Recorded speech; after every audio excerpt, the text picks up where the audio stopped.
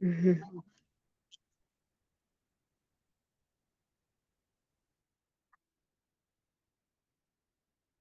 नमो अर्हन्ताणम् नमो सिद्धाणम् नमो आयर्याणम् नमो वज्झायाणम् नमो लोये सवसाहूणम् ऐसो पंचनमुक्कारो सर्वपावपणासनो मङ्गलानं च सव्येस्यम् पठमं हवै मङ्गलम् पठमं हवै मङ्गलम्।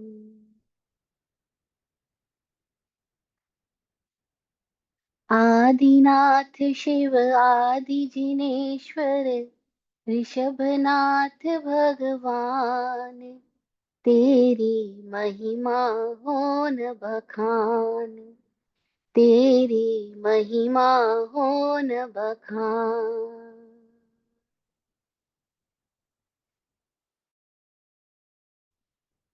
प्रथम तीर्थंकर आदिनाथ भगवान, चरम तीर्थंकर समण भगवान महावीर स्वामी को भावमय वंदन नमन। चतुर्वेद तीर्थ को प्रणाम। चारों दिशाओं में मौजूद समस्त दिव्य शक्तियों, गुरु शक्तियों को नमन।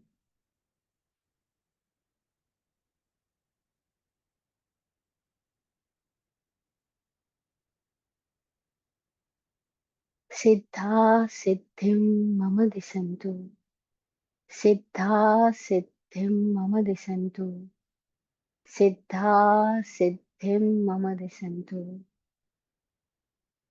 ओम।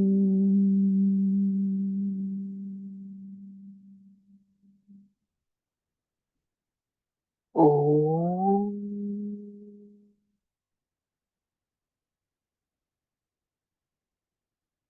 ओम।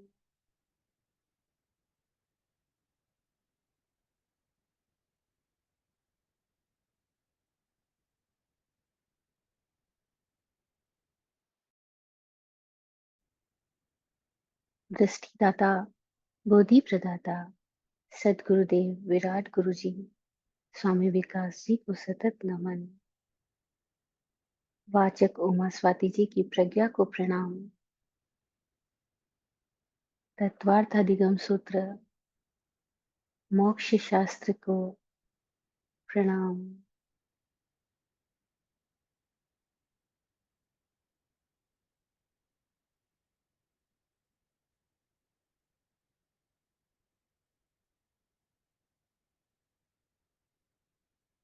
जय हो।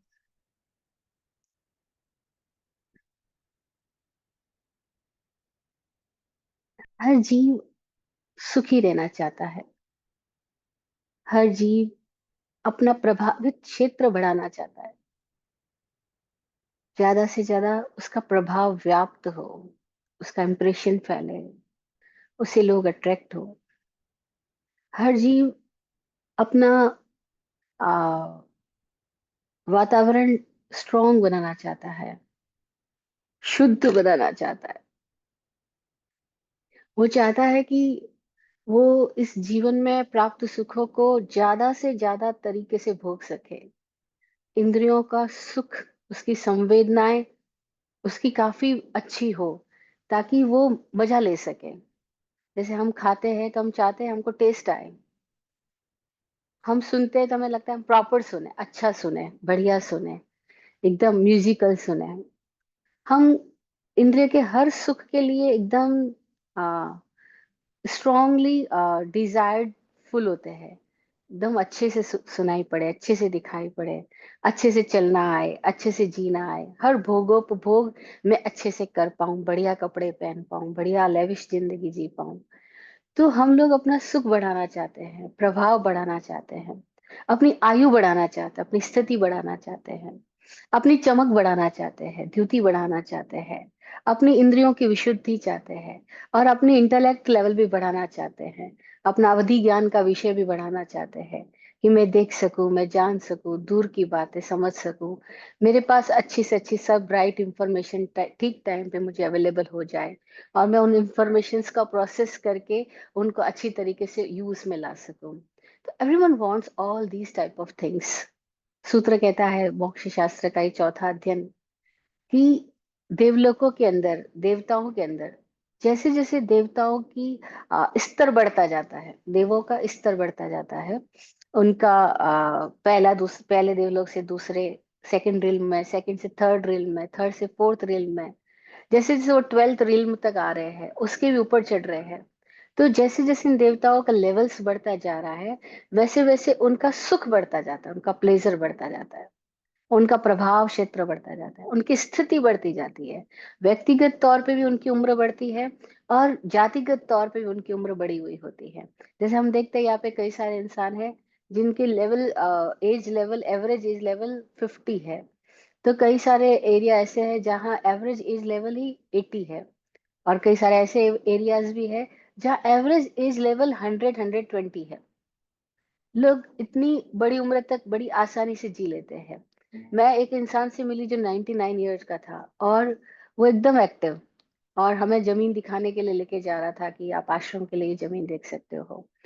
तो जब से उसने बताया वो 99 ईयर, हम सब सरप्राइज हुए कि हम आपको देख के कोई भी नहीं कह सकता कि आप 99 ईयर के हो। वो कहते हैं आई एम ऑलवेज एक्टिव, और इतना ही स्वस्थ रहता हूँ, मैंने कोई टेबलेट नहीं खाया आज दिन तक। उनकी सारी बातें सुन करके इतनी हैरानी हुई कि is it possible in this era, in this area also. But हाँ, इट इज।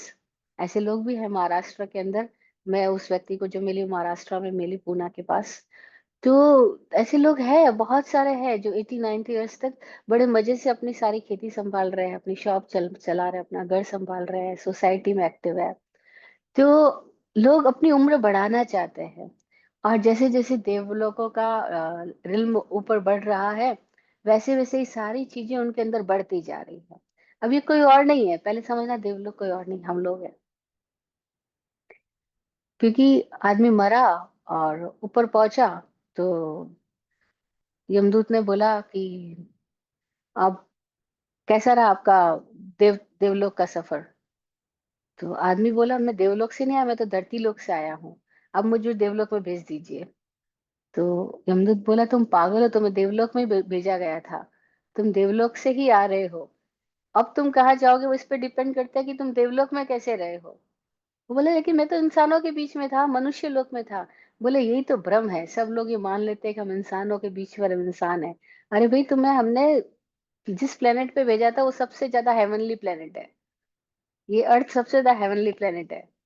और अर्थ पे ही ये स्पेशलाइजेशन है कि इंसान इंसान से प्रेम के साथ रह सके, इंसान अपने आप के लेवल को बढ़ा सके, इंसान अपना इवोल्यूशन कर सके।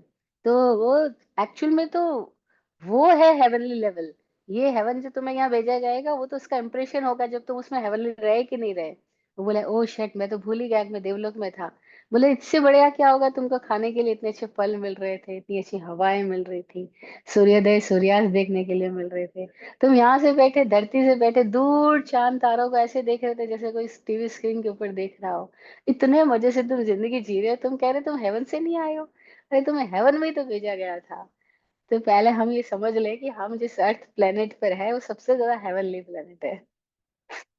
वी आर द सबसे ज्यादा super developed creatures of this earth ना। लेकिन हम कैसे रहते हैं, हम हेवनली रहते हैं या नहीं रहते हैं, कैसे रहते हैं, राम जाने। कोई तो जानवरों की तरह ही रहते हैं, दिन रात एक दूसरे को काटते रहते हैं, दौड़ते रहते हैं, चिल्लाते रहते हैं, चीखते रहते हैं, और मरने की कामना करते रहते हैं।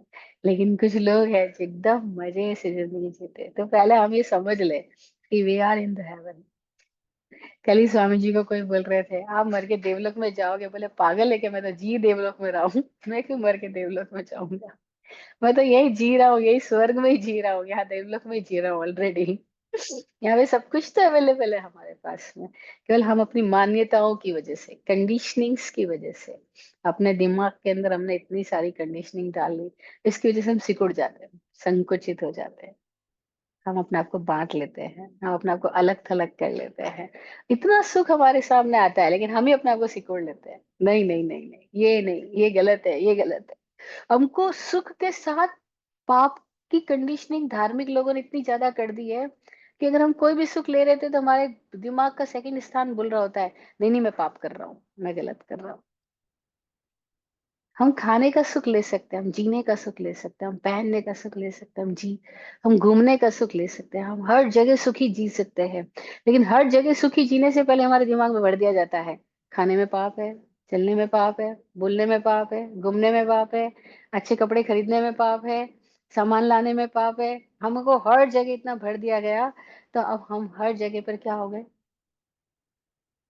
Most of the young generation जो साधु साधियों के पास जाती है, मंदिरों में, उपाश्रमों में, स्थानकों में, जब वो हमसे बात करती है हम इतने हैरान होते हैं। They are dual minded, they like all things, they like to live, they like to live prosperity life. लेकिन उनके भीतर में साथ साथ ये भर दिया गया, ये सब पाप है। और वो करती भी है, चुपके करती है, करती भी है, दबी दबी करती है, करती भी है, कुंठाग्रस्त होकर के करती है। स्वामी जी बार बार उनको बोलते हैं, तुमको जो जीना है वो अच्छे से खुल के जियो, और तुम जी करके ही, अनुभव से गुजर के ही उसके पार जाओगे। अनुभव से गुजरे बिना उसके पार भी नहीं जा सकते हो। लेकिन हमको इतना डरा दिया गया हर चीज के लिए। अच्छा, क्रोध करना पाप है, और मनोवैज्ञानिक कहते हैं क्रोध आ रहा है और कर दिया, निकाल दिया, तो खुद ही क्रोध के जलन से, अनुभव से गुजर जाओगे। किसी दिन क्रोध से बाहर भी आ जाओगे। लेकिन दबा दिया तो अंदर बीमारियां पलेगी। फिर एक मन कहेगा कर ही देना चाहिए था, एक मन कहेगा कर देता तो पाप लगता, और मन परेशानी रहेगा। इससे अच्छा जो भीतर आया उसको होने दो, पूरी जागृति के साथ में। और जैसे ही जागृति के साथ में उससे गुजर गए, दोबारा उसे गुजरने की जरूरत ही नहीं बचेगी। दोबारा होश इतना सज जाएगा कि आपको क्रोध की व्यर्थता अनुभव से समझ में आएगी, किसी के कहने से नहीं समझ में आएगी। लेकिन ये बातें इतनी सीधी सरल सी बातें, पता नहीं क्यों हमें समझाई नहीं जाती, या धार्मिक लोगों के भीतर ऐसी भर दिया जाती है मान्यताएं। सो कॉल्ड धार्मिक, इट्स नॉट लाइक असली धार्मिक, क्योंकि धार्मिक तो वो है जो हल्का फुल्का है, जो प्रसन्न चित्त है, जो फैला हुआ है, जो विराट है, जो संकुचित नहीं है। पर हम तो देखते हैं जितने ज्यादा सो कॉल्ड धार्मिक लोग, उतने ही ज्यादा अंडर ब्रैकेट लोग हैं।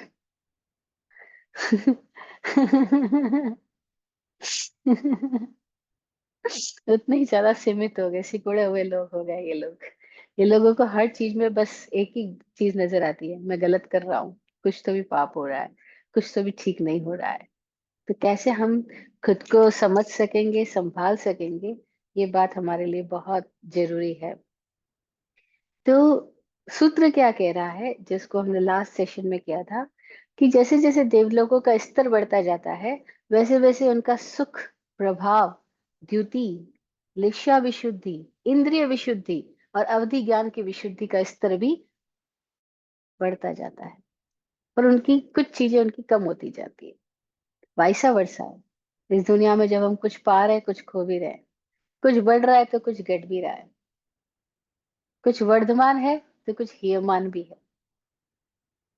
ये तयशुदा बात है, ऐसा होगा। तो जिसके पास में सुख का लेवल बढ़ते जा रहा है, उनके पास में क्या घटता जा रहा है?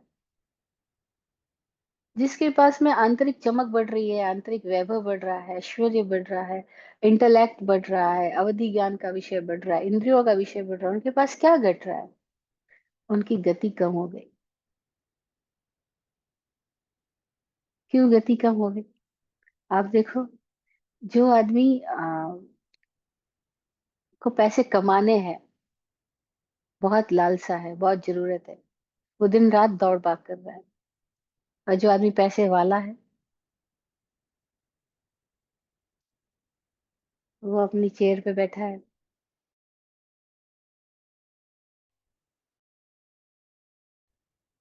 सब पे वॉच रखता है, उसको दौड़ भाग नहीं है।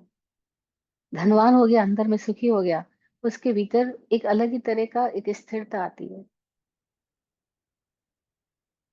शायद वो स्थिरता और वो शांति पाने के लिए लोग धन के पीछे दौड़ते हैं। धन मीन है, साधन है, धन साध्य नहीं था। शायद ये था कि धनवान हो जाऊंगा तो एक शांति आ जाएगी, एक सुकून आ जाएगा, एक ऐश्वर्य आ जाएगा, एक सबलता आ जाएगी, एक भागदौड़ कम हो जाएगी। यस, गति कम हो जाती है उनकी। और फिर कुतूहल कम होता है जैसे जैसे ऊपर के देवता है, ऊपर रिल्म के देवता है। अब ऊपर रिल्म के देवता का मतलब क्या है? जिनका लेश्य स्तर बढ़ गया है, जिनका द्वितीय प्रभाव सुख बढ़ गया है। अब उन देवताओं के अंदर में ऑटोमेटिकली चंचलताएं घट गई है। ना तो काया की चंचलता बची, ना वाणी की चंचलता बची, ना मन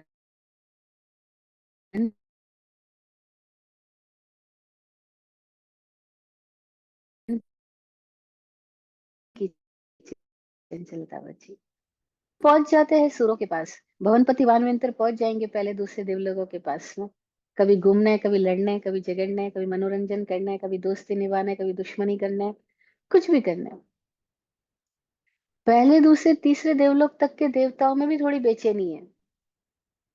वे भी पहुंच जाते हैं मध्य लोक में मनुष्यों के पास में, जहां उनको लगता है यहाँ सामूहिक उत्सव हो रहा है, राग रंग हो रहा है, जहां उनको लगता है उनकी फैमिली के लोग कार्यक्रम कर रहे हैं, किसी की डेथ हो गई है, जहां उनको लगता है यहाँ मंदिरों में कोई प्राण प्रतिष्ठा हो रही है, पूजा महोत्सव चल रहे हैं, जहां उनको लगता है कि उनके इष्ट प्रिय तीर्थंकर गुरु की प्रतिमा मंदिर कहाँ है, या कोई धर्मोपदेश कर रहे हैं, जो उनको वो प्रेम करते हैं, ऐसे संत महात्मा है या ऐसे कोई सतगुरु लोग हैं जहाँ उनके प्रवचन चल रहे हैं, तो उनकी देशना सुनने के लिए पहले दूसरे देवलोक तक के देवता आ जाते हैं, भानुमंतर आ जाते हैं।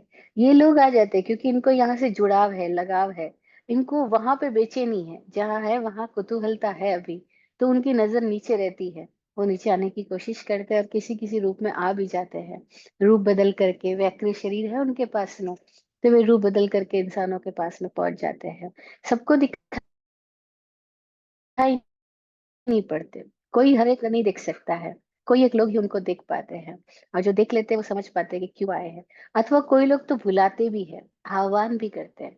मनुष्य लोक में जिनके जो मर गए लोग हैं, उनको वो पूर्वजों को पितरों को याद करते हैं, अपने शादियों से पहले उनकी पूजा प्रतिष्ठा कराते हैं, अपने कोई भी मंगल कार्य में उनको याद करते हैं। घर में डेथ हो जाती है तो पूर्वजों को याद किया जाता है, और फिर उनको भी मजा आता है, वो भी कनेक्टेड रहते हैं कई लोग, इसलिए आ भी जाते हैं।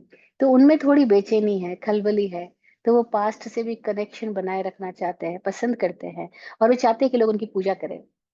इसीलिए वो किसी तरीके से कोई दाखिला देते हैं, कोई दृष्टांत देते हैं, ताकि लोगों के भीतर में उनका उनके प्रति कोई विश्वास बढ़ जाए, और लोग उनके लिए पूजा कर सके, उनके लिए कुछ अनुष्ठान कर सके, उनको श्राद्ध तर्पण कर सके, उनके लिए कोई भोगो भोग का कार्यक्रम रख सके, और वे सुगंधि से संतुष्ट होते हैं।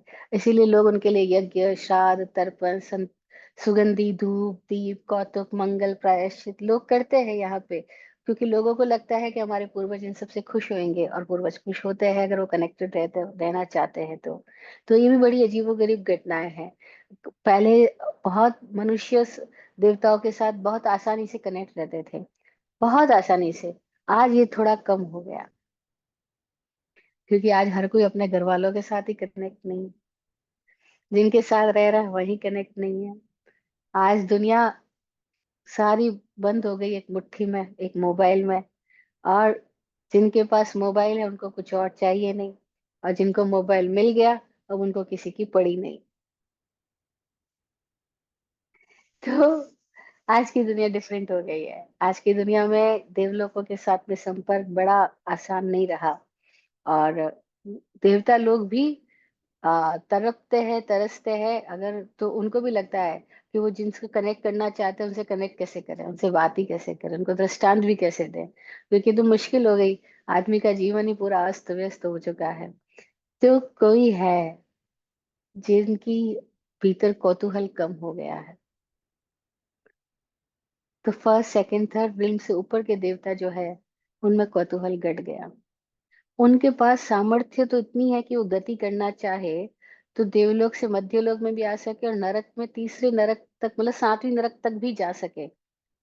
उतना सामर्थ्य है उनके पास में, लेकिन वो अपनी सामर्थ्य का कभी उपयोग नहीं करते। सूत्रकार कहते हैं कि तीसरे नरक तक ही कोई देवता गए हैं, वो भी देखने के कारण या किसी अन्य कारणों से। लेकिन उससे अधिक पीछे की नरकों में कोई देवता कभी गया ही नहीं, क्योंकि किसी के भीतर ऐसी चंचलता पैदा ही नहीं हुई। जो जा सकते हैं उनमें जाने की कौतूहल नहीं है, जिनमें कौतूहल है वो जा सकते नहीं। जिनमें चंचलता है उनमें सामर्थ्य कम है, जिनमें सामर्थ्य बहुत है उनमें चंचलता कम है। तो बड़ा विचित्र है ये जग। गति कम हो गई उनमें, शरीर कम हो गया, शरीर की हाइट्स कम हो गई। जैसे पहले दूसरे देवलोक तक देवता की हाइट 7 बिलात बताई है, 7 हाथ बोलते हैं, पर विराट गुरु जी बोलते हैं वो 7 बिलात का होता है, ये 1 बिलात होता है। इसको एक हाथ को 1 बिलात बोलते हैं। ऐसे ऐसे 7 अपने हाथ से, हम भी अपने हाथ से अपने शरीर को देखेंगे तो ये 7 है, 7 हाथ का है। अगर हम अपना अभी भी बैठे हैं तो हाथ लगा के देख सकते हैं, पैर के अंगूठे से अपने हाथ को ऐसे करके लगा के शुरू करें तो 1 2 3 4 5 6 7 सात में पूरा शरीर हो जाता है। हमारे मनुष्य की हाइट भी 7 बिलात की है। दूसरे देवलोक तक भवनपति वानविंतर, पहले दूसरे देवलोक तक की देवताओं की 7 बिलात की हाइट हो सकती है। इसके आगे के देवलोकों में उनकी 6 बिलात, 5 बिलात, 4 बिलात, 3 बिलात घटती जाएगी। और अनुत्तर विमान के देवता तो 1 हाथ जितने, छोटे से। हम्म, इतने से देवता है, खाली इतने से, एक मुट्ठी एक हाथ जितने देवता है। वो जितने ऊपर बढ़ रहे हैं उनका शरीर उतना ही घट रहा है। गति कम है, शरीर का माप कम हो गया है। और क्या कम हो गया उनका? उनके पास अभिमान घट गया, अहंकार कम हो गया। हम ये बात अपने ऊपर घटा के देखें, हमारे में जितना अहंकार कम है उतना ही हम सुखी है, उतना ही हम शांत है, उतना ही हम स्थिर है, उतना ही चंचलता घट गई है। और उनका परिग्रह भी कम हो गया। अब सामानों की संख्या ज्यादा नहीं है, सामानों पे उनका लगाव ज्यादा नहीं है, उनके भीतर की आसक्ति ज्यादा नहीं है। लेकिन सामानों की क्वालिटी उनके पास बहुत है। शरीर की क्वालिटी मजेदार है, लेकिन शरीर की हाइट अवगाहना घट गई। और क्या घट गया है? जानकार लोग बोलते हैं उनकी श्वासोश्वास की मात्रा भी घट गई है। नीचे के देवता सांस जल्दी लेते हैं, 7 स्तोक में एक सांस ले लेंगे। जिनकी आयु पलियोपम जितनी है, उनका सांस, श्वासोश्वास 7 स्तोक में एक श्वास है। जिनकी आयु जितनी बड़ी है उनका श्वासोश्वास उतना ही कम है। अब इतनी मजेदार बात बोलते हैं शास्त्रकार कि जिनकी आयु जितनी सागरोपम है उनका श्वासोश्वास उतने ही पखवाड़े में होता है। पखवाड़े यानी 15 दिन का एक पखवाड़ा, एक पक्ष। तो जैसे किन्हीं की आयु अनुत्तर विमानवासी देवताओं की आयु 33 सागरोपम की है हाईएस्ट, तो 33 सागरोपम की आयु वाले जो सांस लेते हैं वो कब लेते हैं? तो बोला 33 पखवाड़े में एक बार सांस लेंगे। ऐसा कैसे पॉसिबल है? हमारे लिए तो अभी कल्पना से बाहर की बात है कि कोई ऐसा भी हो सकता है, एक सांस ली और 33 पखवाड़े बीत गए, उसके बाद दूसरी सांस ली। यानी उनकी एक सांस इतनी गहरी है।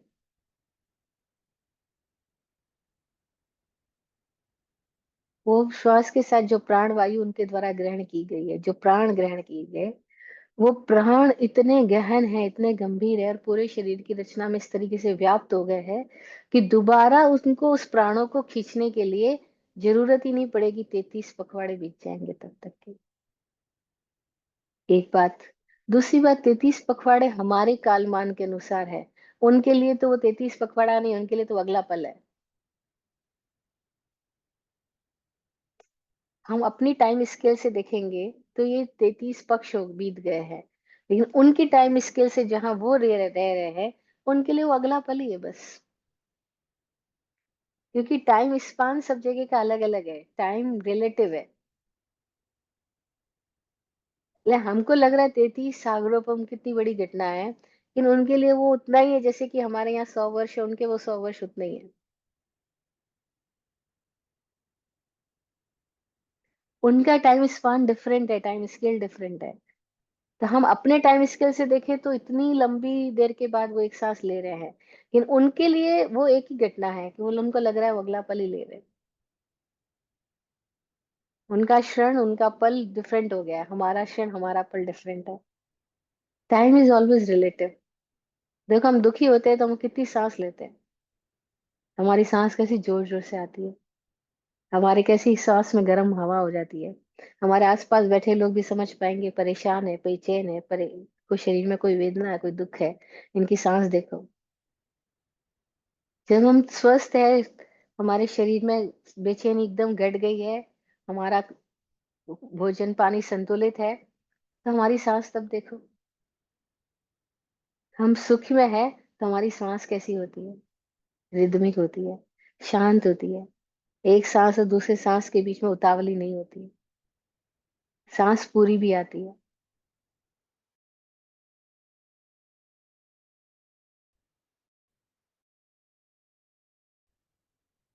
तो श्वासों के साथ भी सुख का संबंध जुड़ा हुआ है,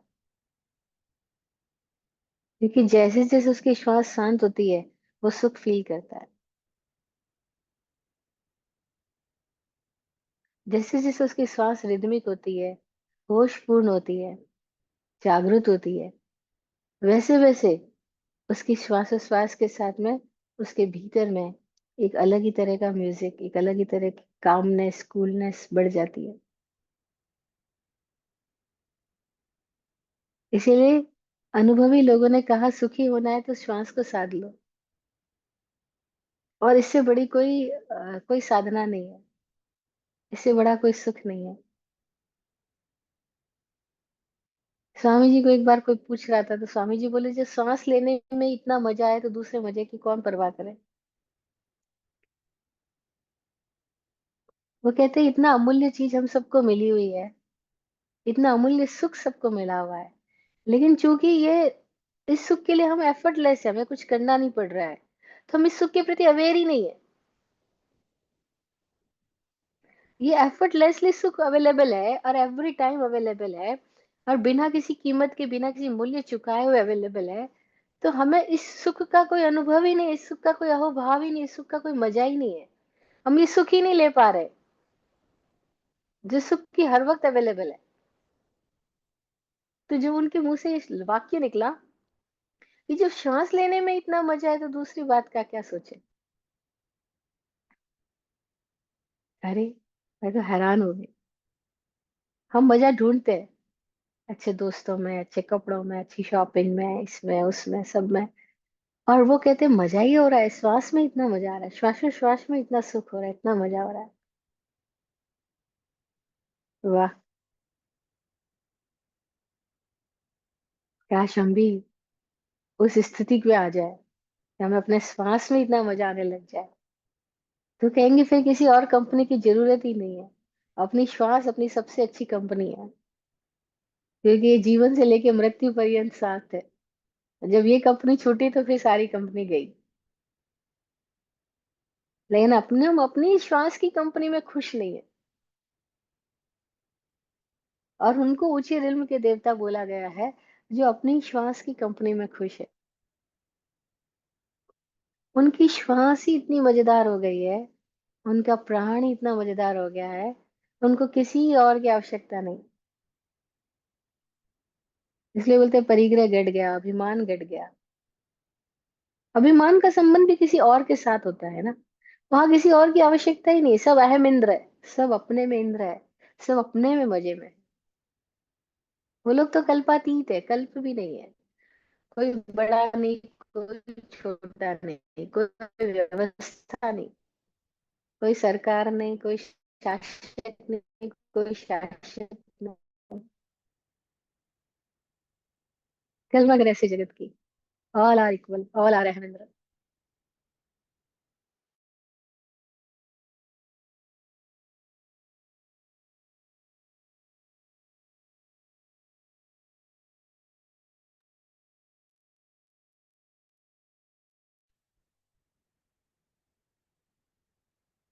Shiji, we cannot hear you.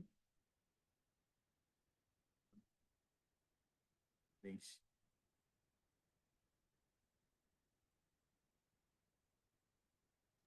Looks like there is a problem with her.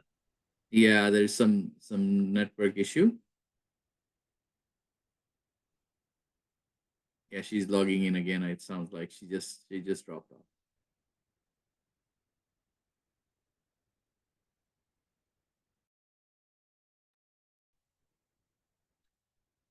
उनको थोड़ा टाइम देते हैं. She will call back. Yes, we will wait.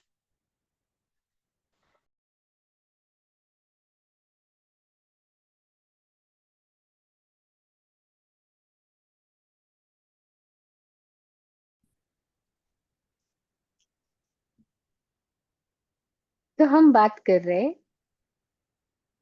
कि कैसे हमारे श्वास के साथ हमारा सुख जुड़ा हुआ है. अगर हम श्वास के प्रति सचेत हो गए, श्वास हमारी संगीतमय लयबद्ध हो गई, रिदमिक हो जाती है, तो हमारा सुख बढ़ जाता है. और ये एक ऐसा सुख है जो किसी और पे डिपेंडेंट नहीं होगा, जो हम पर ही होगा. इसीलिए वो देवता सुखी है, अनुत्तरवासी बोला गया उनको, सर्वश्रेष्ठ है. उनका गति घट गया, शरीर घट गया, परिग्रह घट गया, अभिमान घट गया, उनकी श्वासोश्वास की संख्या भी घट गई और उनके आहार करने की संख्या भी घट गई. उनका भोजन कब होगा? 15 दिन में एक बार. किसी का 15 महीनों में एक बार. उनको खाने की इच्छा ही नहीं पैदा होगी, क्योंकि खाने की इच्छा का संबंध भी कहीं ना कहीं दुख के साथ जुड़ा हुआ है. दुखी आदमी ज्यादा खाना खाता है. जितना कूल, काम, शांत, सुखी आदमी होगा,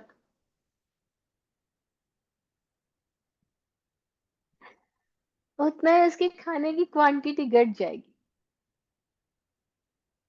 और वो मजेदार है, वो फील करता है मैं इतना कम खा के भी तृप्त हूँ, बहुत हो गया, पूरा मेरे को एनर्जी मिल गया. और हम लोग ज्यादा एनर्जी मिले से जिस चक्कर में ज्यादा खाते हैं, और ज्यादा खाते ज्यादा एनर्जी कंज्यूम हो जाती है उसको पचाने में. फिर उतना ही तमस आता है, उतना ही आलस आता है. और फिर इंडिया में तो और मजेदार लोग हैं, पहले खाना ज्यादा खाते हैं, फिर उसको पचाने के लिए फिर पाचक चीजें और खाते हैं.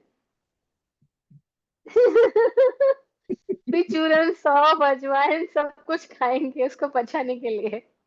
पहले खाना खाया ज्यादा, उसको बचाने के लिए और कुछ खाया जाए. हम ऐसे ही लोग हैं देखो. लेकिन कोई ऐसे लोग भी है, एकदम कम खाते हैं, एकदम तृप्त रहते हैं. तो हम अपने ऊपर घटित करके देखें कि हम कौन से रिल्म तक आए हैं, अभी कौन से देवलोक तक आए हैं. हम हेवनली तो जी रहे हैं, लेकिन कौन से हेवन में जी रहे हैं? असुर बने कि सुर बने? सुर यानी संगीतमय हो गए. अब उनके पास में अपना ही सुख है, इंडिपेंडेंट सुख होने लग गया है. तो ऐसी स्थिति में जीने लग जाए.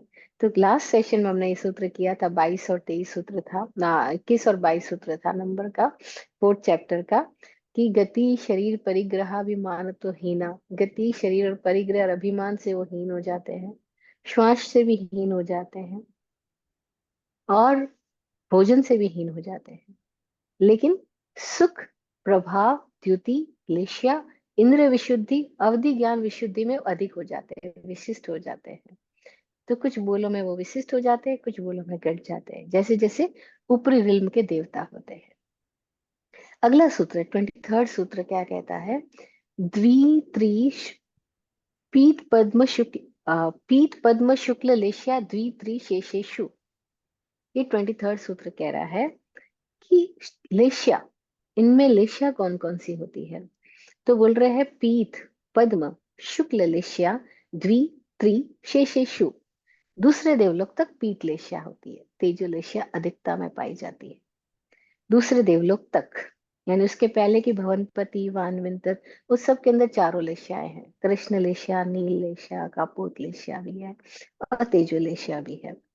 और जैसे जैसे उनकी लेश्या की विशुद्धि होती जाती है, हम कह सकते हैं देवलोकों का स्तर भी बढ़ता जाता है. और देवताओं में भी सबकी लेश्या एक सरीखी नहीं है. जैसे हमारे यहाँ सारे इंसानों के रंग एक सरीखे नहीं है, सबके रंग अलग अलग है। सफेद गोरे होते भी कितनी तरह के गोरे हैं और काले होते भी कितनी तरह के काले हैं, है ना। तो ऐसे ही वहां पे भी सारे देवताओं का, क्योंकि वहां पे लेशिया और उनका बॉडी का वर्ण, बॉडी का कलर दोनों अलग अलग नहीं होते। हमारे यहाँ पर लेशिया अलग हो सकती है और बॉडी का कलर अलग हो सकता है। काले कलर के आदमी के अंदर शुक्ल लेशिया हो सकती है और सफेद रंग के आदमी के अंदर काली लेशिया हो सकती है। हमारे यहाँ ये डिफरेंस हो सकता है कि लोगों का चेहरा गोरा हो और दिल काला हो, लोगों का चेहरा काला हो और दिल गोरा हो, ऐसा पॉसिबल है। वहां पे ऐसा नहीं होता है। देवताओं के अंदर जैसा भीतर वैसा बाहर, वहां भेद नहीं हो सकता है, क्योंकि उनका शरीर उनके अलग तरीके के परमाणुओं से बना हुआ है। सोचने के साथ उनके परमाणु बदल रहे हैं, तो उनके शरीरों का रंग भी कैसा हो रहा है, जैसी उनकी लेशिया है। तो उनकी लेशिया कैसी है, तो बता रहे दूसरे देवलोक तक पीत लेशिया है, तेजो लेशिया की अधिकता है। फिर जैसे जैसे दूसरे देवलोकों में भी अस्त्र बढ़ता जाता है, उनकी लेशिया विशुद्ध होती जाती है। तीसरे देवलोक तक देवता आते आते उनके पास पद्म लेशिया हो जाती है। एक अलग ही तरह की खुशबू का वातावरण उनके अंदर पैदा हो जाता है, पद्म का वातावरण पैदा हो जाता है। तो कहा पीत पद्म शुक्ल लेशिया द्वित्री, दूसरे देवलोक तक पीत, त्रि यानी तीन देवलोकों तक, यानी तीसरा चौथा और पांचवा, इन तीन देवलोकों में पद्म लेशिया की अधिकता है। पद्मलेशिया यानी एक अलग तरह की सुगंध पैदा हो गई, भीतर में एक अलग तरीके की स्थिति आ गई है। अब उनके अंदर में चंचलता घट गई है, उनके अंदर में परिणामों में निर्मलता आ गई है, बेचैनी कम हो गई है। जितना बेचैन आदमी, उतनी उसकी लेशिया भी डिफरेंट है, काली नीली लाल पीली है। लेकिन जैसे ही उनके भीतर भी बेचैनी घट गई, एक मजा आने लग गया, उनकी लेशिया मजेदार होने लग गई, पद्मलेशिया आने लग गई। अब देखो यहाँ पे इंसानों में जिनके पास पद्मलेशिया होती है, वो एक अलग ही तरह की स्थिति में जीते हैं।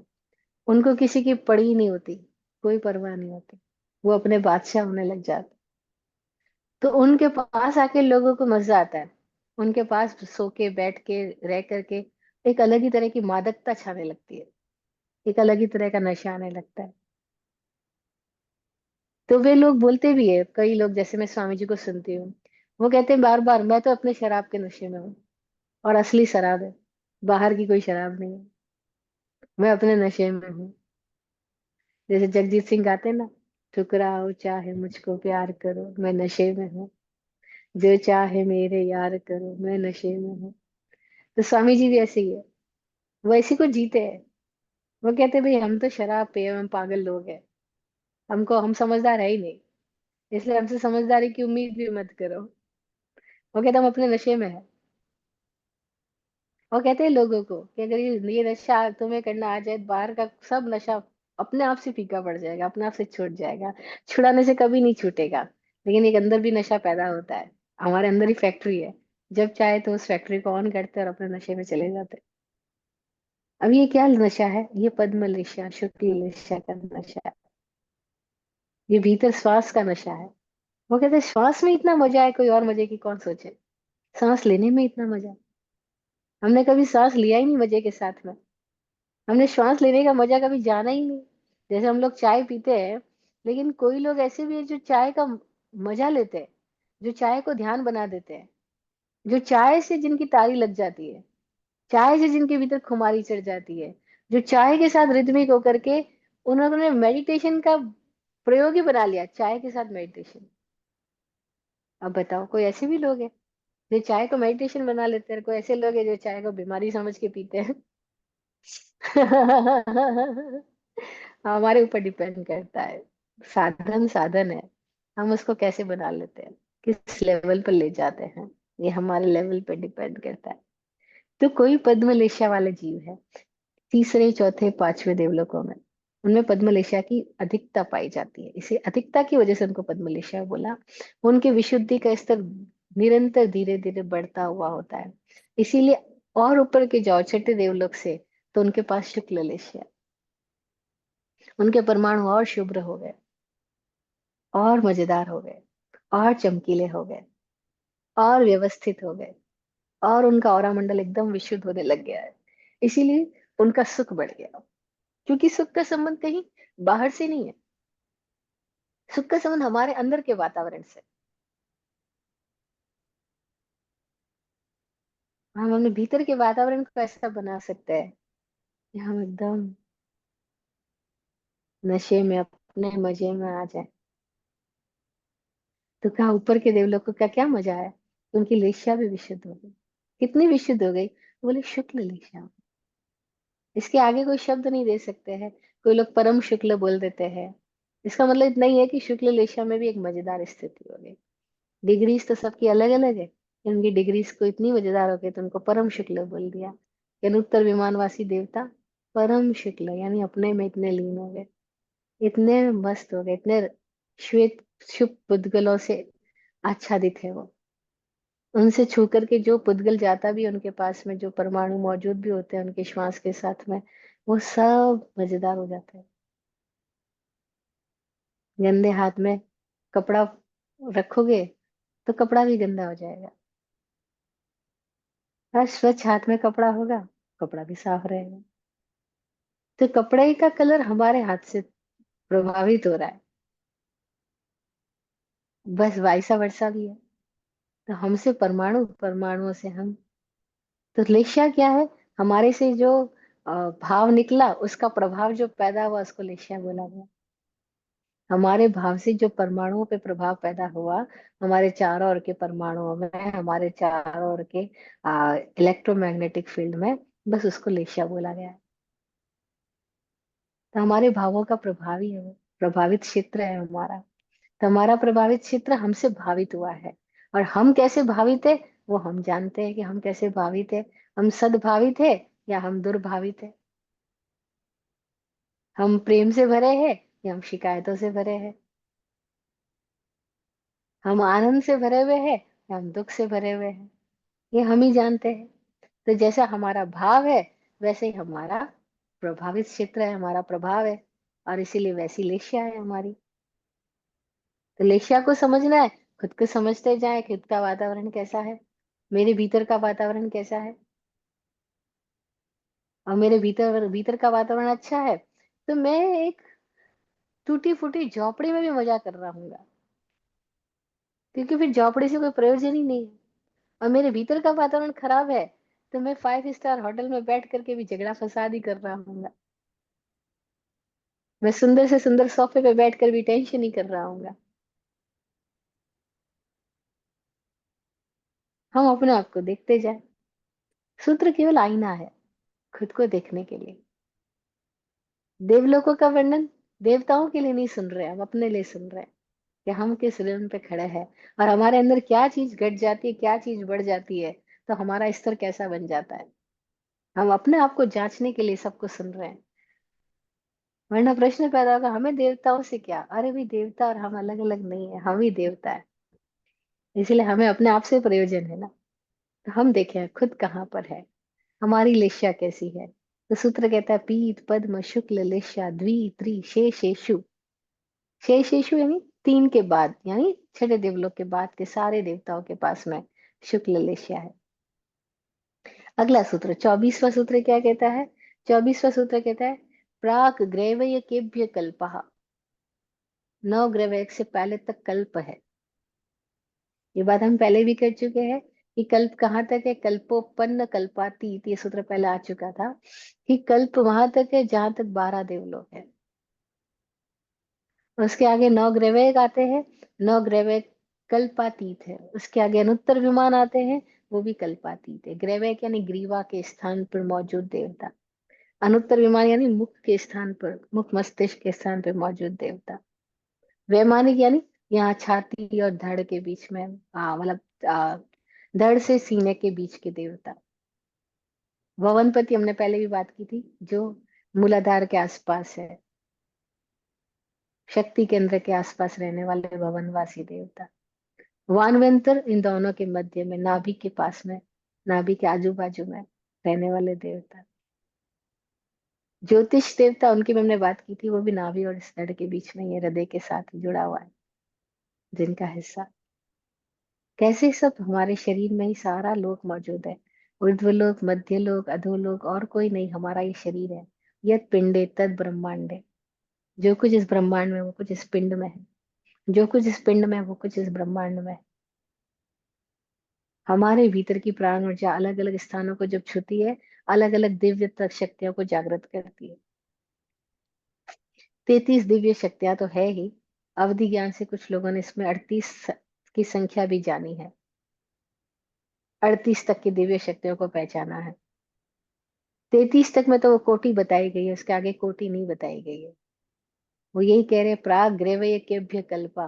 ग्रीवा के पहले तक सारे कल्प है।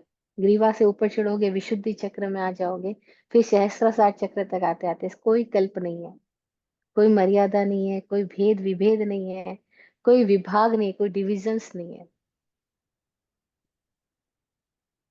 No division. और सुख का मजा वही है जहाँ कोई डिवीजन नहीं। जब तक कोई भी प्रकार का डिवीजन है, तब तक सुख में भी दुख मौजूद है, क्योंकि कंपैरिजन मौजूद है।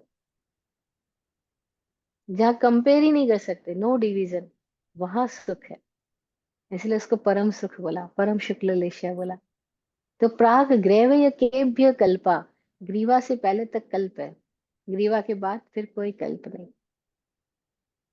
अगला सूत्र, 24वां सूत्र अभी हमने किया। 25वां सूत्र कहता है, ब्रह्म लोकालया लोकांतिका। ब्रह्मलोक 5वें देवलोक का नाम है। हमने बात की थी पहले देवलोकों के नामों की, जब ईशान, कैसे हमने बात की थी, सौधर्म, ईशान, सनत कुमार, माहेंद्र, ब्रह्मलोक। तो ब्रह्मलोक 5वें देवलोक का नाम है। ये सूत्र कह रहा है, ब्रह्म लोकालया लोकांतिका। ब्रह्मलोक के अंत में जो है वो लोकांतिक देव है। लोकांतिक देवों का वर्णन यहीं पर आया, इसके पहले नहीं आया था। क्योंकि पहले हमने 12 देवलोक की बात करी थी, पवनपति, वानवंत, ज्योतिष की बात करी, वैमानिक की बात करी। वैमानिक की जाति के अंदर ही लोकांतिक देवों की जाति भी है। ये लोकांतिक देव कौन से कहलाते हैं? तो ब्रह्म लोक के अंत में जिनके रहने का स्थान है। 5वें देवलोक के जहाँ विमान है, उनकी विमानों का जो स्तर है, जो स्थान है, उस स्थान के चारों ओर जो मौजूद देवताओं का विमान है, उनको लोकांतिक देव बोला गया है। लोक के अंत में मौजूद, ब्रह्म लोक के अंत में मौजूद होने की वजह से उनको लोकांतिक देवता बोला गया है। इनकी क्या विशेषता होती है लोकांतिक देवों की, क्यों अलग से वर्णन किया गया? ये कोई एक अलग ही तरह की जाति के लोग हैं, लोकांतिक देव, जो इस संख्या में नहीं आ रहे, 1 2 3 4 5 6 7 8 9 10, इसमें नहीं आ रहे हैं, लेकिन मौजूद है 5वें देवलोक के अंत में। तो इनको 5वें देवलोक के साथ जोड़ सकते हैं। इनमें क्या विशेषता है जिनको अलग से पूछा गया? इनको इसलिए पूछा गया क्योंकि इनमें रहने वाले सारे देवता सम्यक दृष्टि होते हैं। ये एक अलग ही रिल्म है देवताओं की, सम्यक दृष्टि देवता होते हैं। और इनमें रहने वाले सारे देवता ऐसे होते हैं जो मुक्त होंगे, ये फिक्स है, इसलिए उनका अलग से नाम लिया गया। मतलब मुक्ति होने वाले थे, कोई एक जैसे है ना, बस होने घटना होनी थी लेकिन आयु पूरी हो गई, शरीर की क्षमता चुक गई, और उसके पहले ही उनको शरीर से हटना पड़ा। अदरवाइज बस उनके जो थोड़े बहुत कर्म थे वो भी खत्म होते और वो मुक्त हो रहे थे, लोक के अंत तक आ गए थे। कहते जलनिधि तैर चला आया मैं, उथला तट प्रतिरोध बन गया। पूरा समुद्र तैर के आ गया, किनारे पर आया, लेकिन वहां पे किनारे पे चिकनाहट है, फिसलाहट है। बस वहां पे आकर के एक पैर फिसल गया। बताओ, इतना तैर के आ गया, किनारे पे पहुंचा और पैर फिसल गया, वापस पानी में चला गया। वापस पानी में चला गया तो 5वें देवलोक के अंत में लोकांतिक देव है, क्या पता उसमें जाके देव बन गया। अब उतनी आयु उसको वहां गुजारनी होगी जितनी वहां की मर्यादा है, उसके बाद वापस आएगा, वो मुक्त हो जाएगा।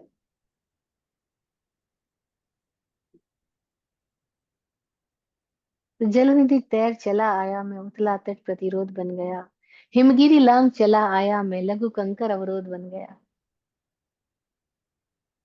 हिमगिरी लांग चला आया, पूरा एवरेस्ट चढ़ के आ गया, और एक कंकर पे आकर के पैर फिसल जाए।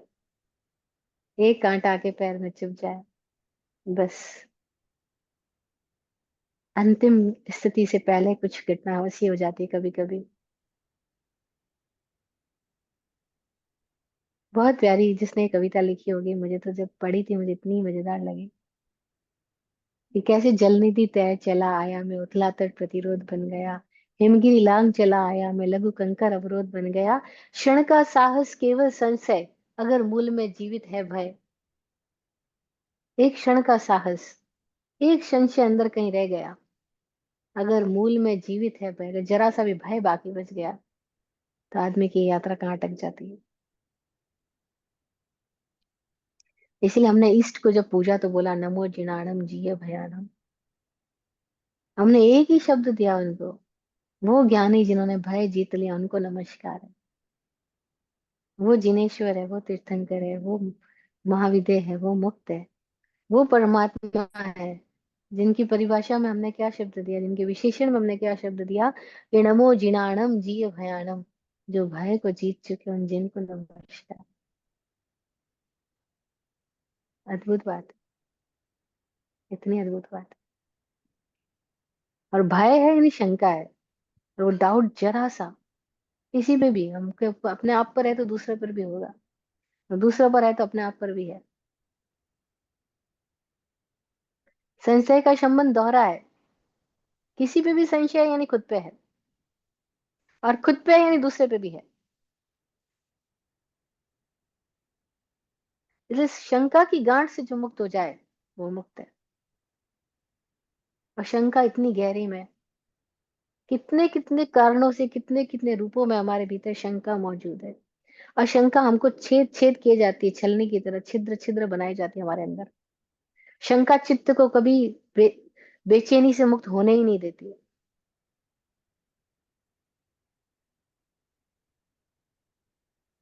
क्षण का साहस केवल संशय, अगर मूल में जीवित है भय। एक भ्रमणा, हट गई समणा, सारी समता हट जाती है, सारी समणा हट जाती है। एक भ्रमणा, एक भय, एक भय भ्रमणा है। तो लोकांतिक देवों का अलग से उल्लेख किया सूत्र में, कि ब्रह्म लोकालया लोकांतिका। ये 25वां सूत्र हुआ। 26वां सूत्र भी कर लेते हैं, फिर पूरा करते हैं। 26वां सूत्र कहता है, ग्रह नव ग्रहवेद देवों के नाम बता रहा है। नाम क्या है? सारस्वतादित्य वन्नी वरुण गर्द तोय तुषित अव्याबाद मरुतो अरिष्टाश्च। ये नौ ग्रहवेद देव जो यहाँ पर है, जो अवधि ज्ञानी लोग हैं, उन्होंने जानकार लोगों ने बताया कि 3 प्रतर में रहते हैं। पहली प्रतर में पहला दूसरा तीसरा ग्रहवेग है, फिर चौथा पांचवा छठा ग्रहवेग है, फिर सातवां आठवां नौवां 3 यहाँ पे हिस्से हैं ग्रीवा के। और यहाँ पे 3 अलग अलग ग्रहवेग देवताओं का वास है। और उनके नाम बताए, सारस्वत, आदित्य, वन्नी, फिर तरुण, मारुत, अव्याबाद, सारस्वतीत्य वन्नी, गर्दतोय, तुषित, अव्याबाद, मारुतो, अरिष्टाश्च। ये 9 नाम है। और अरिष्ट पे खत्म, सारे अरिष्ट खत्म, जब सारी शंकाएं खत्म, 9 ग्रहवेद पूरे हो गए। 9 ग्रहवेद तक ऐसा बोलते हैं सूत्रकार, शास्त्रों की व्याख्या में कहीं कहीं आता है उल्लेख, कि वहां पे भवी जीव भी जाते, अभवी जीव भी जाते। एक भव लेके मुक्त होने वाले भी जाते हैं, अनेक भव लेके मुक्त होने वाले भी जाते हैं। और ऐसे जीव भी जाते हैं जो कभी मुक्त नहीं होने वाले हैं, लंबे चक्रव्यूह में फंसे रहने वाले हैं, फिर भी नवग्रह तक पहुंच गए। कैसे पहुंच गए? तो बोलते हैं कठोर योग साधना, तप साधना, कठोर क्रियाकर्म कांड करके, अनुशासित करके अपने आप को कोई एक ऐसी स्थिति तक ले पाए कि वो नवग्रह तक पहुंच गए। इतनी प्राण ऊर्जा उन्होंने अपने भीतर पैदा की है, क्योंकि ये तो प्राण ऊर्जा का पूरा सवाल है। जैसे जैसे हमारे भीतर प्राणों का ऊर्जा लेवल बढ़ता है, हम वैसे वैसे उच्च देवलोक में जाते हैं, तो वो उतनी स्थिति तक पहुंच जाते हैं। लेकिन अंदर ग्रंथियां बच जाती हैं। प्राण ऊर्जा बढ़ाई है, लेकिन फिर भी अंदर कोई एक कांटा रह गया है, वो कांटा उनका खत्म नहीं होता। तो नवग्रह तक पहुंच जाते हैं लेकिन मुक्त नहीं हो पाते। ऐसा, तो चक्रव्यूह में फंसी हुई जीवात्माएं, जिनको अब अभी जीव बोला गया है, वो चक्रव्यूह में फंसी हुई आत्माएं नवग्रह तक की यात्रा कर सकती है, अनुत्तर विमान में नहीं जा पाती है। नवग्रह तक जा करके वापस आ जाएगी। मतलब गेंद इतनी ऊंची छलांग लगा लेती है लेकिन वापस नीचे आ जाती है। ये पॉसिबिलिटी है नवग्रह तक की। तो ये सूत्र बोलता है, नवग्रह के नाम बता रहा है, सारस्वत है, आदित्य है, वन्नी है, तरुण है, तुषित है, अव्यवाद है, मरुत है, अरिष्ट है। ये सारे उनके नाम बताए गए हैं, है ना। फिर नामों के अंदर विवेचना में हम नहीं जाएंगे, क्योंकि हर नाम को एक विशेषण बता रहा है, और हर विशेषण कोई एक उस तरह की क्षमता लक्षण वाले लोगों की स्थिति बताता है। ऐसा कि कोई वैसी क्षमता लक्षण में होता है तो वहां तक पहुंच सकता है, ऐसा। अगला सूत्र कहता है, अगला सूत्र ले ले, छोटा सा, विजयादिशु द्विचर्मा। हम कहाँ तक आ गए? 26 सूत्र पूरे कर लिया हमने, देखो। आज 23rd किया था, द्वित पद्म शुक्ल लेश्या द्वित्री शेषेशु, ये 23rd था। 24th में आ गए थे हम ब्रह्मलोकाल प्राग ग्रेवे के व्यकल्पा। 25th में आ गए थे हम ब्रह्मलोकालया लोकांतिका। 26th में आ गए थे हम सारस्वतादित्य वन्य वरुण गर्दतो तुषित अव्याबाद मरुत और स्टाश्य। और 27th में आ गए विजयादिशु द्विचर्मा। विजयादिशु द्विचर्मा कह रहे हैं कि 5 अनुत्तर विमान में से जो विजय आदि है, विजय, वैजयंत, जयंत और अपराजित, ये 4 की बात कर रहे हैं यहाँ पे, सर्वार्थ सिर की बात नहीं कर रहे हैं। तो 4 अनुत्तर विमान तक के देवता जो है वो द्विचर्मा है, यानी दोबारा जन्म लेंगे, 2 शरीर धारण करेंगे और मुक्त हो जाएंगे। अभी अनुत्तर विमान में है, मनुष्य बनेंगे, वापस अनुत्तर विमान में जाएंगे, वापस मनुष्य बनेंगे और मुक्त होंगे। अब बड़ी अजीबोगरीब बात है ये, लेकिन ऐसा भी होता है। 2 रील बाकी उनकी, 2 बार जन्म लेना बाकी है। अभी है अनुत्तर विमान में, इंसान बनेंगे, वापस अनुत्तर विमान में जाएंगे, फिर वापस इंसान बनेंगे, तब मुक्त होंगे। द्विचर्मा, 2 जन्म लेके चरम, 2 चरम शरीर, मतलब 2 जन्म लेके चरम हो जाएंगे, मुक्त हो जाएंगे। द्विचर्मा बोला इनको। विजयादिशु, विजय, वैजयंत, जयंत और अपराजित, इन 4 स्थान के देवता। सर्वार्थ सिद्ध की बात नहीं बोली, क्योंकि सर्वार्थ सिद्ध एक भवावतारी होते हैं। बस सर्वार्थ सिद्ध वाले तो एक जन्म लेंगे और मुक्त हो जाएंगे, इंसान में आएंगे और मुक्त होकर सर्वार्थ सिद्ध हो जाएंगे। कितनी अद्भुत बात है। पर ऐसा क्यों है? तो गुरु जी अपने अनुभव से बोलते हैं कि कभी कभी ऐसा होता है कि आयु सीमित हो गई और भोग बाकी है। शरीर की आयु तो सीमित है, मुक्त होने की साधना भी आप कर रहे हो, लेकिन कुछ निदानित कर्म बाकी है। जिन जीवों के साथ उनका अनुबंध है, वो जीव उस प्लेटफॉर्म पे जब तक नहीं आए, आपकी मुक्ति नहीं हो सकती, क्योंकि अनुबंध कर रखा है। तो उन जीवों को उस प्लेटफॉर्म पे लाने के लिए आपका प्रभावित क्षेत्र भी काम कर रहा है, उनका प्रभावित क्षेत्र भी काम कर रहा है, लेकिन बहुत सारे समवाय मिलेंगे तब वो घटना घटेगी, और वो समवाय मिल नहीं पाते, वो योग नहीं हो पाता, तो आपका उनके साथ जो निदानित भोग है वो बाकी बच गया है, तो आपको दोबारा जन्म लेके उनके साथ आकर के फिर आपको करना पड़ेगा। तो ये टाइम का एडजस्टमेंट प्रकृति में होगा, उसके लिए आपको 2 बार जन्म लेना पड़ेगा। और ये सब कुछ कैसे होता है? बोलते अपने आप से होता है। और हम देख रहे हैं अपनी लाइफ में, हम सबकी लाइफ एक मूवी की तरह नहीं है। कैसे टाइम का एडजस्टमेंट होता है, कैसे कब कौन लोग कहाँ मिल जाते हैं, और कब कौन लोग कहाँ से चले जाते हैं और वापस कैसे एंट्री करते हैं, वी डोंट नो ना। घटनाएं कैसे आकार लेती है। अभी मेरे को कोई पूछे भाई आपको कैसे ये अमेरिका के लोगों ने कनेक्ट किया, कैसे ये आपके प्रवचन चालू हुए, आप तो बोल रहे थे आप प्रवचन नहीं करेंगे, आप तो बोल रहे थे अब आप मौन में जाना है, फिर ये सब कुछ कैसे क्या हो गया? तो मैं भी बोलती हूँ मुझे भी नहीं पता। मुझे तो नॉर्थ कैरोलिना वर्ड भी नहीं पता, ना मुझे वो आपकी सिटी का नाम पता था जो आप क्या जहाँ आप रहते हो, रेले रेले। मुझे तो कुछ भी नहीं पता, रेलवे का भी नाम भी नहीं सुना, ना नॉर्थ कैरोलिना सुना मैंने। और कहाँ मैं रेलवे के लोगों के साथ हर हफ्ता कनेक्ट कर रही हूँ, कहाँ मैं नॉर्थ कैरोलिना, कहाँ मैं, मुझे कुछ भी तो नहीं पता, ये कैसे हो गया, घटना कैसे घट रही है, आई डोंट नो। मैंने जाके कोई अफोर्ड किया नहीं, बिल्कुल कभी नहीं किया, मैं तो जानती नहीं मैं क्या अफोर्ड करूंगी। लेकिन कैसे आकार लेती है घटनाएं। अभी एक प्लेटफॉर्म पे आना तो आसान बिल्कुल भी बात नहीं थी, कहाँ मैं इंडिया में, कहाँ कहाँ अलग अलग जगह पर, कहाँ आप। लेकिन ये एक प्लेटफॉर्म पे आ गए ड्यू टू मीडिया। और इस एक कनेक्टिविटी ने ना जाने कितनी कनेक्टिविटीज पैदा कर दी। ये वीडियो जब रिलीज होते हैं यूट्यूब पे जाते हैं, ना जाने कितने कितने कहाँ कहाँ कैसे कैसे लोगों के पास पहुंचेंगे। कौन जिज्ञासु। और आज की बात नहीं है तो पड़े रहेंगे यूट्यूब पर, कौन जिज्ञासु तत्वार सूत्र को ढूंढने पर भी पहुंचेगा और वहां पहुंचेगा।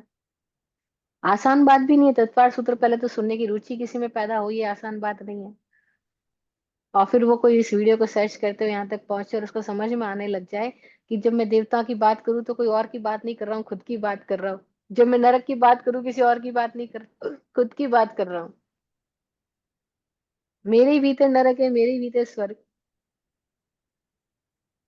और कोई एक लाइन को जाग सुन के जाग जाएगा, क्या पता। I don't know. तो ये सूत्र कह रहा है विजयादिशु द्विचर्मा। ये विजय आदि जो अनुत्तर विमान के देवता है, दो चरम वाले हैं, दो शरीर लेकर के मुक्त होने वाले हैं। और ये आएंगे इंसान में, वापस देवता बनेंगे, वापस इंसान बनेंगे, फिर जाके मुक्त होंगे। अजीबोगरीब घटना इस प्रकृति में घटती है, लेकिन होती है। कुछ अधूरा छूट जाता है तो दोबारा वहां आना पड़ता है। और हम सबको आदत है अधूरा छोड़ने की।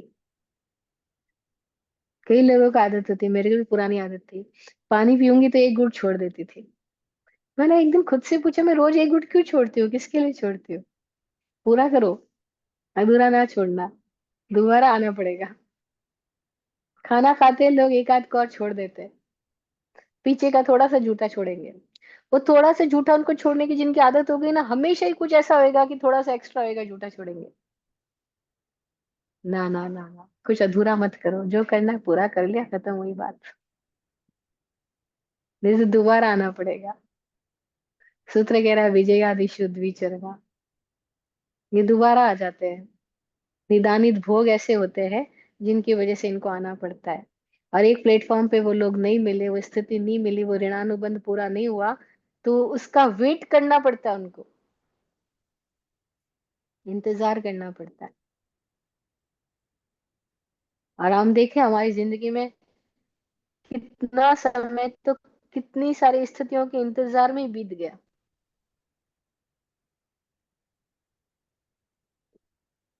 उम्र दराज लाए थे मांग कर 4 दिन। उम्र दराज लाए थे मांग कर 4 दिन। दो आरजू में कट गए, दो इंतजार में। 4 दिन की जिंदगी लाए, दो तो हमने आरजू में कटा दी, और दो इंतजार में। दो तो हमने इच्छाओं में कर दी पूरी, और दो इच्छा कब पूरी होगी इसकी प्रतीक्षा में। हर इच्छा कभी पूरी होती नहीं, तो दोबारा दोबारा आना पड़ता है। तो बड़ा विचित्र है जग, यहाँ जग कर चल। बस विराट गुरु जी की ये कविता की पंक्ति, बड़ी कविता है, मुझे 2 लाइन स्टार्टिंग की बार बार बोलती हूँ। विचित्र है ये जग, यहाँ जग कर चल। बस।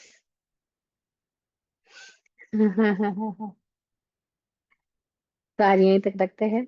हमने 27 सूत्र कर लिए, काफी। विजयादिशुद्वी चरमा तक हम आ गए। फिर अगला सूत्र अगली कक्षा में करेंगे, बात करेंगे। आज इतना ही। किसी की कोई जिज्ञासा है तो आमंत्रित है, कोई भी प्रश्न है तो। अदरवाइज सबको धन्यवाद, और गुरु जी का दुआ सबके लिए पढ़ती हूँ।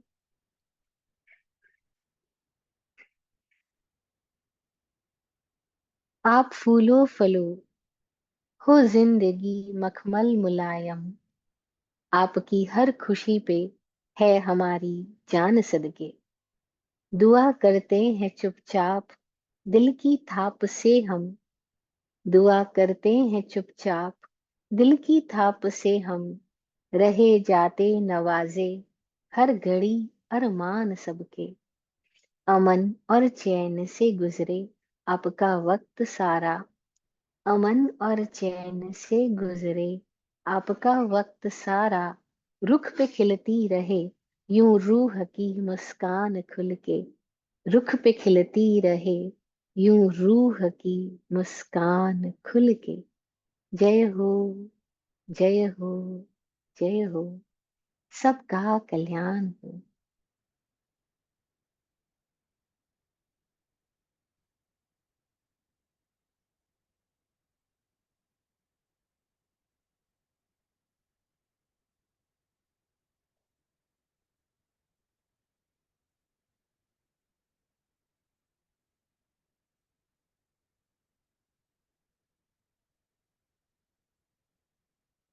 ओम शांति।